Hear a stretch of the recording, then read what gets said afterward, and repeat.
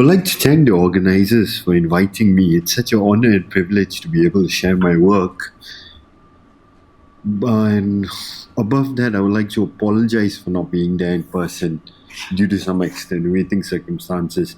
My health hasn't been holding up too well, and I really hope that my this presentation is not too scattered and I sound audible. Beyond that, I've been struggling to get this PowerPoint presentation going together with my audio recording, and as such, I please forgive me that you're stuck with this audio recording that I'm recording actually at 1 a.m. in Philadelphia. And while I'm half asleep because the earlier recordings haven't seemed to gone through. And enough of the caveat. Sorry about that. But I should perhaps start off by saying that my own research focuses. I mean, I'm a historian of Islam and Islamic societies, and partly my research focuses on a history of Islamic societies such as the Malay-Indonesian archipelago and parts of Southeast Asia, and it focuses on how Muslims and non-Muslims alike have believed in the charismatic religious powers and salvific knowledge of miracle workers. And contrary to modern theological perceptions, these miracle workers have combined multiple roles as spirit mediums, Sufi masters, ritual specialists, healers, exorcists, seers, astrologers, numerologists, and dispensers of talismans. Now, what I've been particularly concerned about is about miracle workers and the connections that miracle workers made and embodied between miracles and material life. I mean, to be more precise, I've been concerned about historical societies and economies where the production and extraction of natural resources, as well as the uses of technology, were intertwined with the miracles of these figures that I study. Now, such miracle workers have been consistently dismissed as magicians throughout the scholarship of the Malay Peninsula. This academic attitude to dismiss them as magicians was just as noticeable in the early 19th century as it is at present. And yet, I mean, European travelers and Orientalists of the 19th century sometimes perceptively recognized that such miracle workers had dominated many spheres of socioeconomic life and were involved in and influenced socio-political practices in parts of Southeast Asia. Now, indeed, if we go back to the writings of European travelers and scholars from the 18th to the early 20th century, what we find is vivid descriptions of how Malay society, for that matter, and Southeast Asian societies, including a universe of peripatetic and professional miracle workers. And sorry, I perhaps gave it away. The reason why in the title I will refer to it as Laments of a Magician is playing on the fact that these miracle workers have often been described and dismissed as magicians. Now, since I referred to the title, perhaps it's this point that I should give it away of why my title is entitled "So Why Are You Guys Silent About Us?" Indeed, when I first began my own research into miracle workers and, for the matter, magical realities and this miracle working, I mean, rationalities associated with miracle workers, I started in spite of the fact that I'm also a historian of manuscripts, a lot of this project of miracle workers is based on fieldwork and years of sitting down with miracle workers. And this title comes from one of these encounters and meetings I had with a prominent miracle worker of northern Malaya in Perak. In December 10, I met this miracle worker who was of hybrid Malay, Arab, and Chinese origins. His name was Abbas Ali, and I met him in the district of Perak. Now, Abbas Ali was an impassioned critic of Muslims, non-Muslims, and scholars who failed to make the connection between miracles and material productivity. He was particularly concerned about the fact, and partly disturbed, I should say, about the fact that scholars generations of scholars, and especially post-colonial scholars, had ignored the material prominence of miracle workers, including his predecessors.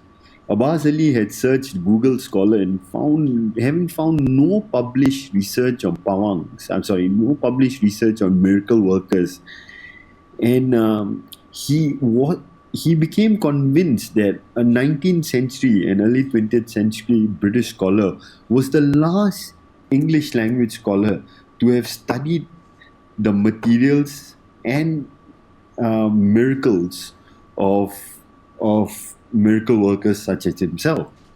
Seeing me as a young representative of an academy of miracle negating scholars and researchers in Islamic studies, he turned to me and asked, "Why are you guys silent about us?" And now, I mean, if I could indulge you in some self introspection, I mean, indeed, I had grown up in a world where I was especially familiar with miracle workers. Indeed, I had grown up in the Malay world and a society replete with miracle workers, and perhaps this had subconsciously for a very long time prevented me from studying these men and women, these miracle workers, as a subject of academic inquiry. I was born into a world of relatives and village friends who had migrated from North India and Pakistan to Singapore to work as security guards in factories. A significant number of these men and women depended on their miracle workers in South Asia to bless them as they crossed the Bay of Bengal. And upon arriving in the Malay Peninsula, they sought out more miracle workers to include in their socioeconomic activities that were, in their eyes, always tethered to the spirit world. These Sikh and Muslim settlers from South Asia respected miracle workers for their supernatural powers, their Sufi lineages. I mean, many of them were connected to Sufi orders, for their esoteric knowledge of religion, or their esoteric knowledge of the Quran, astrology, numerology, and the unseen. Others, however, I mean, dismissed these miracle workers as sorcerers, black magicians, conmen, and mere salesmen of talismans, gemstones, rings, incense, and in resin form to connect with the spirit world, along with bottles of water infused with incantations. Even when they berated these miracle workers, critics seldom questioned the potency of their supernatural powers or capacity for sorcery. What I'm narrating is my own initial education about the spirit, my own initial education about the spirit world emerged from these stories about miracle workers who had been employed to exercise malignant spirits on the bodies of some of my relatives and people I'd heard about, and from tales of bomos, tales of miracle workers who received gifts and sacrificial animals to cure drug addiction, or to get their clients acquitted in legal proceedings, or to render auguries and prophecies of all kinds of things, including winning lottery numbers. Now, in the world that I grew up in, and this is not a world that has evolved radically, biomedicine was commonly perceived to be impersonal and driven by deductions that physicians made of visible symptoms. Miracle workers were regularly approached instead for recipes and simples to heal bodies. Now, I'm not to dwell too much on my personal life. As a child and teenager, I often visited graveyards, earth mounds, ant hills, trees, caves, or limestone hills around the Malay Peninsula. They are believed to be abodes of spirits, to sense spirits, to spy on these miracle workers, their seances, and spot clients from diverse class backgrounds. Miracle workers, however, were versatile and have never been confined exclusively to such exotic locations, either in the past or in the present. They operate in and circulate through diverse sites as cemeteries, caves, offices, factories, homes, and coffee shops. Bracketing miracle workers off as childhood curiosity for decades, I did not recognize the need to take them seriously or to write a history of miracles and these Islamic miracle workers. As a history student, I often pacified myself with an inadequate reading of Marx, in which I dismissed the traditions of Islamic miracle workers and their miracles as vestiges of feudalism and mystification. It was convenient to ignore how Marx himself at that time opened up a space for phenomenological experience of the supernatural. in his analysis of the heterogeneous elements of non-commodified labor and the discussion of real labor and the personality of labor. And a number of partly South Asian historians have revisited Marx in this respect. When I got back into, I eventually returned, much to my own surprise, to actually studying these miracle workers in the course of my PhD dissertation some time ago. When I returned to these miracle workers and I recovered a series of manuscripts that were produced by these miracle workers in the 19th and early 20th century, and I approached these texts with a greater appreciation for the anecdotes of miracle workers, spirits, charms, and auguries that I had been fed as a child and later told over the phone even after leaving Singapore. And I returned to study how these miracles and spirits, how their miracles and spirits were embedded into the phenomenology of labor. That's partly, these are questions that I've been concerned about. Just one last thing I did want to point out, perhaps, this might be of interest to some of us, is that I must admit that my attention towards miracle workers emerged rather unexpectedly first in 2007 when I was commissioned by a museum in Singapore to evaluate the artworks of celebrated painter and sculptor. I've never been a connoisseur of art and was much more intrigued by how his artworks were external manifestations of his inner life as a self-declared miracle worker, or BOMO.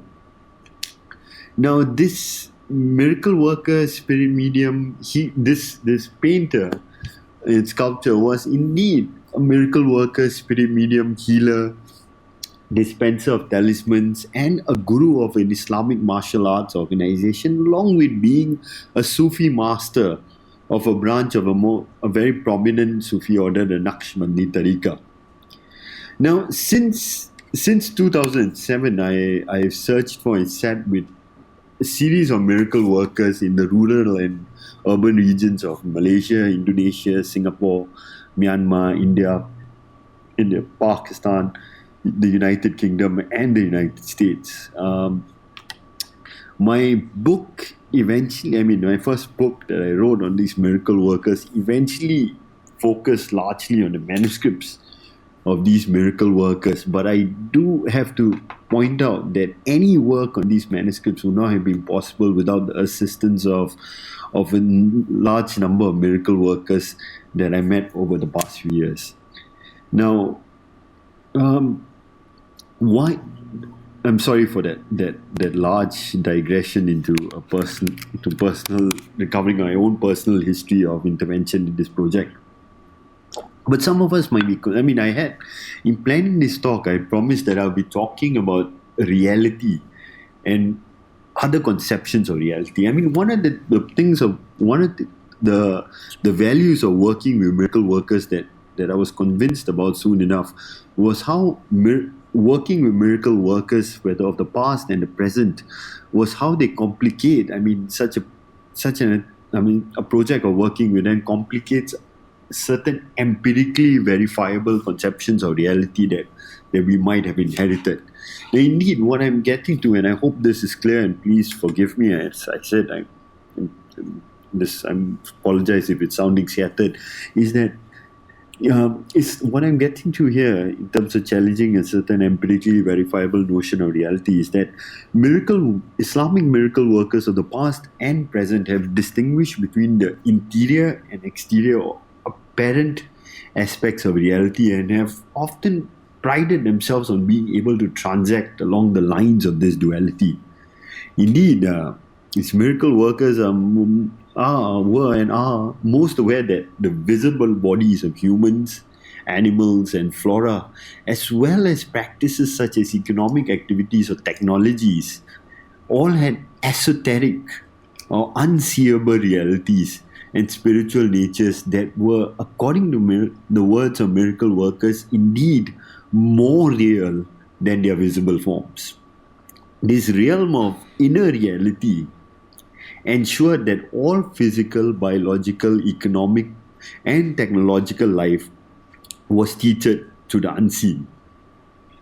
Indeed, in this world that I'm describing in the traditions of miracle workers, humans were operating at an interface between visible reality and spiritual reality.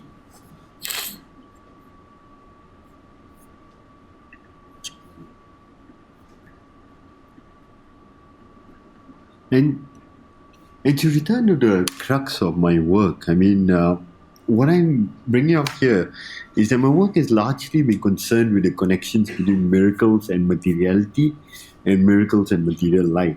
Now, as I said, it's to be more precise, it's about historical societies and economies where the production and extraction of natural resources and use of technology was intertwined with miracles.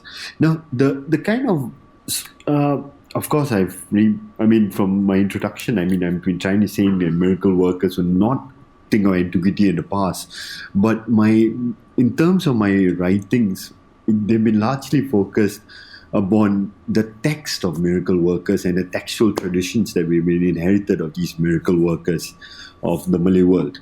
Now, a small number of these miracle workers of the 19th century and early 20th century sat down with scribes and European scholar administrators in British Malaya and Dutch Sumatra to transmit their traditions and describe their magical or miraculous activities.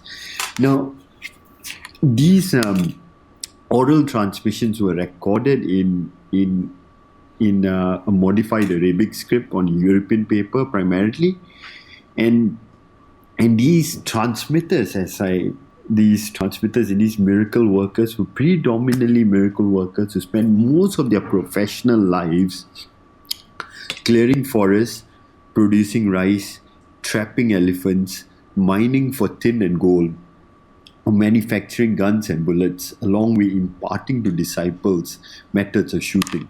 So, in terms of my work, I've largely been focusing on these miracle workers who were, on one hand, spiritual masters, but concomitantly, basically, professional beings who are actively involved in forest clearing, rice production, elephant trapping, mining for minerals, and basically weapon expertise. Now, now the text that I've been working with, and this is the thing that have been miracle narratives, genealogies, incantations, formulae, charms, and techniques for mediating spirits. Now, these largely, what we have to realize is these texts are largely, this is a recognition of a world that is largely full of spirits and supernatural beings. So, of course, as if we are going in as scholars and looking for some simple notion of an empirically verifiable reality, and unreconstructed notion of an empirically verifiable reality, we might be troubled by some of these texts that are referring to a whole bunch of spirits and supernatural beings. And our reticence, our inertia to actually study the forms of realities and rationalities that are being evoked in these texts might actually influence the kind of history writing that we indulge in our production of historiography.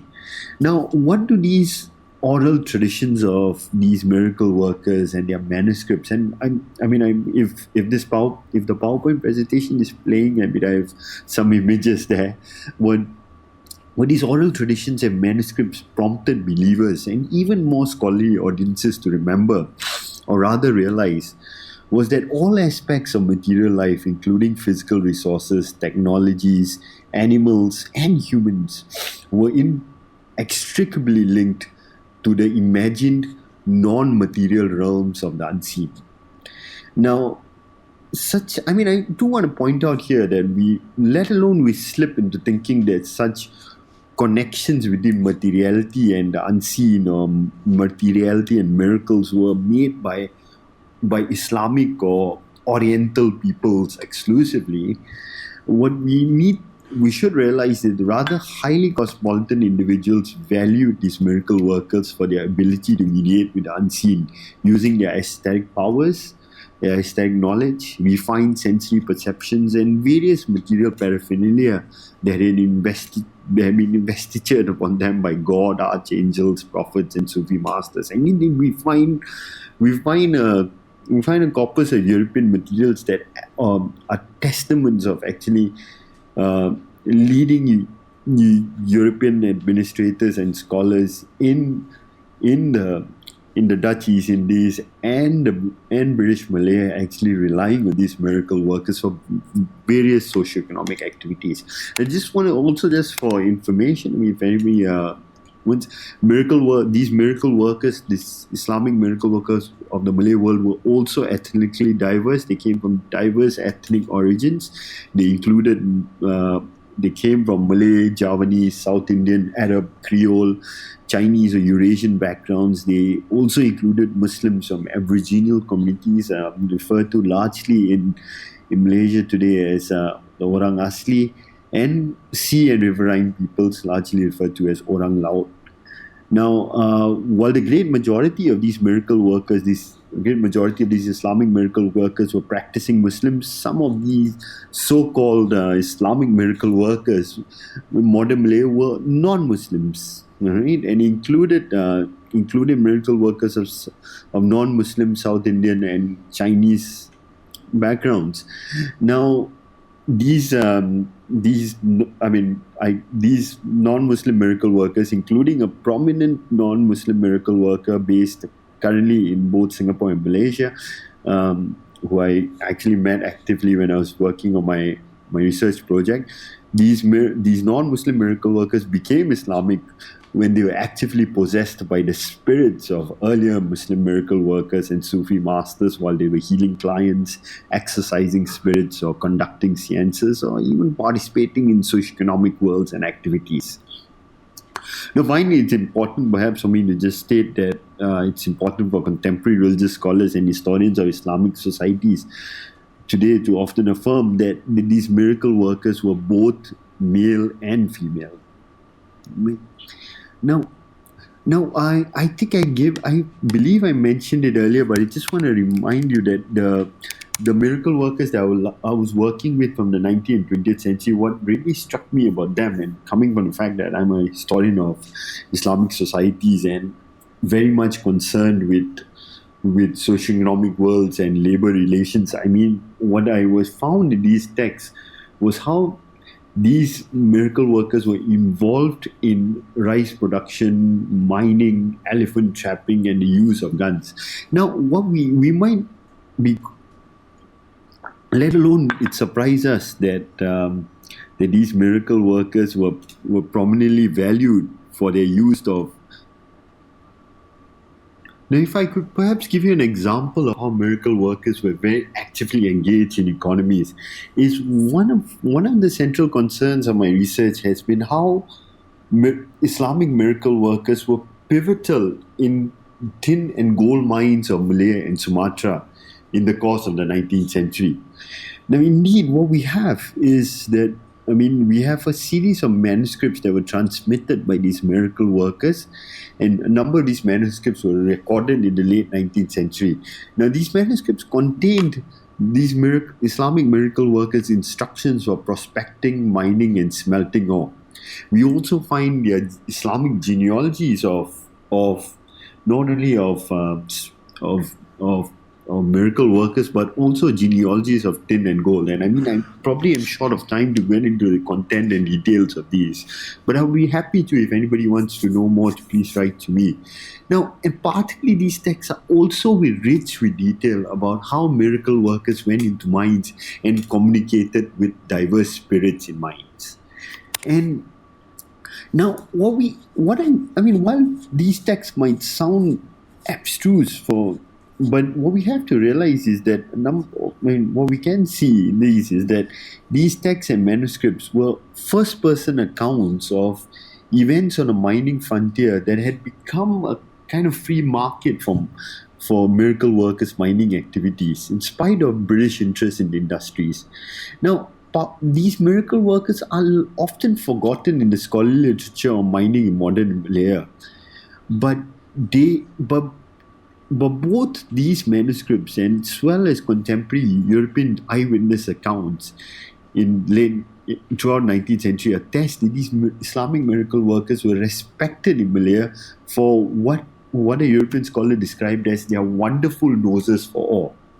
Now, this is what is crucial to note is that in 19th century Malaya, cosmopolitan miners employed these miracle workers as prospectors rather than depend on a costlier method of test boring to find shallow and accessible deposits. They also employed these miracle workers to propitiate the spirits of the frontier, to operate furnaces for smelting tin, and to purify the mines.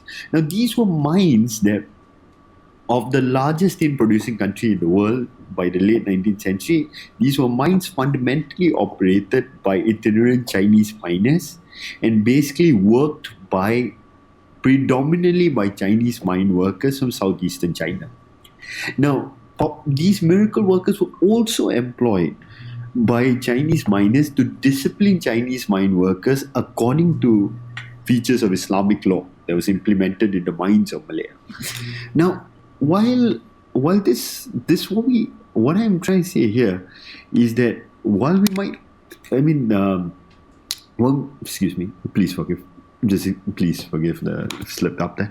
But while this might seem surprising here that mineral extraction is being connected to religion and miracle workers here, this was not particular because if we look at the historiography of mineral extraction across the world between the 18th and early 20th centuries, what we find is that we find similar phenomena in the coal, silver, and gold mines of the late Ottoman Turkey, late 18th century Bajío, and 19th century California.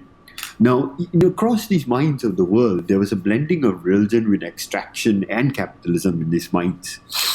Now, but what these manuscripts of these miracle workers that I've been working with, and beyond that, let's not just think in terms of confining it to the manuscripts, but living textual traditions that continue to be orally transmitted by the successors or the descendants of these miracle workers who existed in the 18th, 19th, early 20th century Malay world.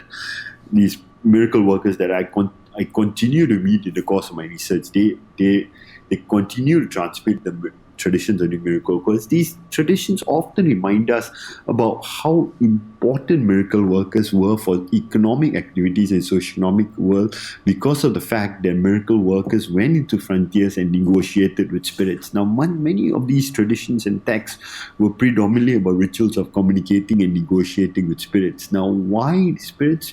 Because these negotiations and collaborations with spirits were unabashedly utilitarian.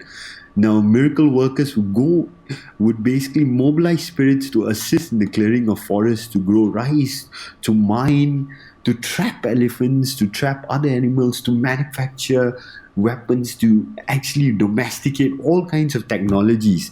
Now, these miracle workers, what we have to realize, according to their textual traditions, not only could see the spirits, they could smell them, hear them, speak to them, befriend them, seduce them, propitiate them with promises of gifts, romance them, and sleep with them. They would threaten spirits, battle spirits, and punish or massacre some of the more belligerent spirits. Now,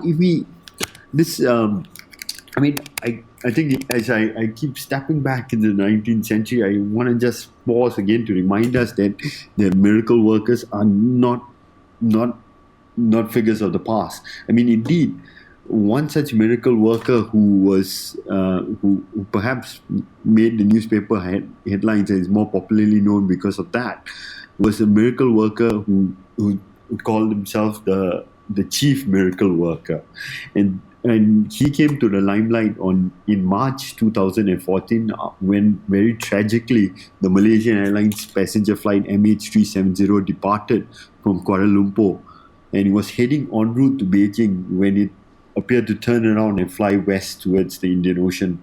Over the next 3 years, search operations were carried out for this flight MH370, and all attempts to find the wreckage of the aircraft or the corpses of its 239 passengers failed. Now, questions about why the aircraft went dark and why it veered off course and why it appears to have tragically ended in the southern Indian Ocean have never been answered. Nevertheless, very shortly after MH370 went missing, a miracle worker from the Malaysian state of Perak claimed to know what had happened. This miracle worker visited the Kuala Lumpur International Airport to join the search for flight MH370. At the airport, he chanted Quranic verses, searched the skies for missing aircraft, and searched the skies for missing aircraft with his bamboo binoculars. He he used the other paraphernalia and eventually after conducting his investigations declared that the flight had been hijacked by spirits and had entered an unseen world. He called upon the 100,000 members of his cult to pray and as he continued to search for the flight and its spirit hijackers. A few days later, he claimed that the aircraft would be spotted on an island. Now, when a flaperon was discovered on the island of Reunion, he expressed disappointment with the Malaysian Prime Minister for failing to recognize that his search operations were more effective than those of aviation experts. Now, this miracle worker has had a longer history. From there, he's been involved in all kinds of other activities since they made the limelight. He was also arrested and released on parole, but I would not get into that. But just my reason of pointing this out was constantly to remind us about how the miracle workers are still involved in various activities of the contemporary Malay world, and he embodied this person. Now, hi, I believe the line has just keeps getting cut, so what I'm saying might be disjunctured. Please forgive me. Well, one of the things that I'm trying to get through in my presentation is to consider, to just perhaps put out some points to perhaps to encourage us to move against a systemic way of thinking of reality and rationality in the academy and beyond, and especially in our teaching and writing. And one way is that I am trying to do this is to tackle presumptions that magic and miracles are part of an ahistorical, timeless other of material existence or evidence of an irrational other for those aspects of human activity that are assumed to be amenable to historical inquiry. Now, I think it's important to explore, and historicize the reciprocal relationship between miracles and materiality. And I think it's also perhaps important to ask both epistemological and ontological questions without making assumptions about foundational categories, to understand the embeddedness of miracles in material existence and understand how miracles may be conceived by historians to be the epiphenom. Forgive me, I always struggle to pronounce the epiphenomena of that material reality. Now, it's also important to recognize that continuing resonance of miracles and as embodied in miracle workers is connected to the evolution of miracles in time and space and the visceral phenomenology of encountering them. I mean, these encounters undermine humanist demarcations of persons, physical things, and unseen. This is evident, for instance, in the emergence of genre of miracles related to technologies after they were imported to parts of the Malay world. Indeed, genres of miracles concerning technologies and genetically modified organisms continue to be generated and disseminated on a daily basis. It is on this basis of constant renovation and innovation in miracles and ontological categories that Islamic miracle workers remain crucially important in modernity. Now, as I already stated, and I hope I'm not sounding redundant here, is that my work has largely been geared towards demonstrating how Islamic miracle workers were embedded into the phenomenology of forest clearing, planting, mining, trapping, hunting, and shooting. Now,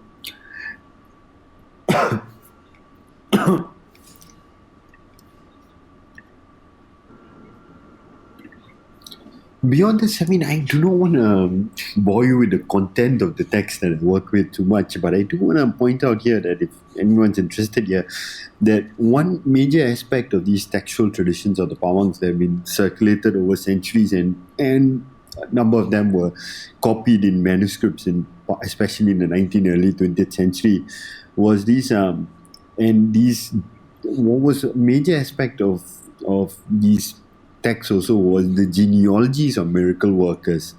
And what I mean by genealogies was indeed, since miracle workers were so pivotal to socioeconomic worlds and socioeconomic activities, what we found was genealogies of miracle workers, the spirits that were integral to those socioeconomic activities, along with genealogies of technologies, genealogies of animals, genealogies of natural resources and minerals.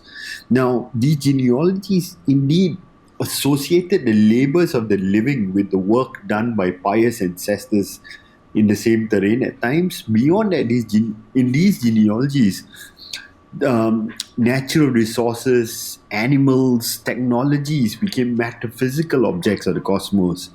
They fused the time and space of miracle workers and even Islamic prophets of the past with the experiences of workers, planters, miners, trappers, and users of technology in modernity. Now, if I could just mention something else that might be of interest to some of us, is that I just want to mention that these genealogies, that the genealogies that are found in the text of these Islamic miracle workers also do not conform to historians' received notions of time and reality. Now, for instance, some of the narratives and genealogies in these manuscripts that I work with and the oral traditions that we continue to hear from miracle workers living today in parts of the Malay world insist that you could trace, for that matter, I mean, you could trace the genesis of tin and gold mining to the Prophet Adam falling into a mine in Malaya. Beyond that, you could these genealogies captured in these manuscripts would often suggest also that rice originated with Muhammad, the Prophet Muhammad, planting rice in Malay rice fields. Elephant hunting could be traced to Rama, the Hindu divinity Ram, hunting elephants in Perak, the northern Malay states, and the prominence of weapon technology and Western rifles and cannons could be traced to Muhammad and Sufi masters passing Western rifles and cannons down to Muslims in the Malay world.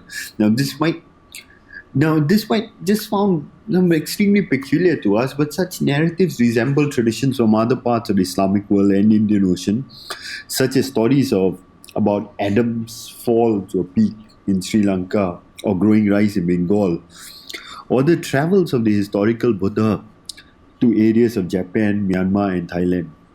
Now, appreciating we might wonder about how are we to make sense of such Islamic genealogies of Adam mining in Malaya, Muhammad planting rice in Malaya, Rama hunting elephants in Malaya, or Muhammad passing Western guns down to Malays. But what often these texts encourage us to do, and what the traditions of living miracle workers encourage us to do, is to appreciate the historicity of their Islamic genealogies, and they would often require us as scholars to develop a new imagination of time.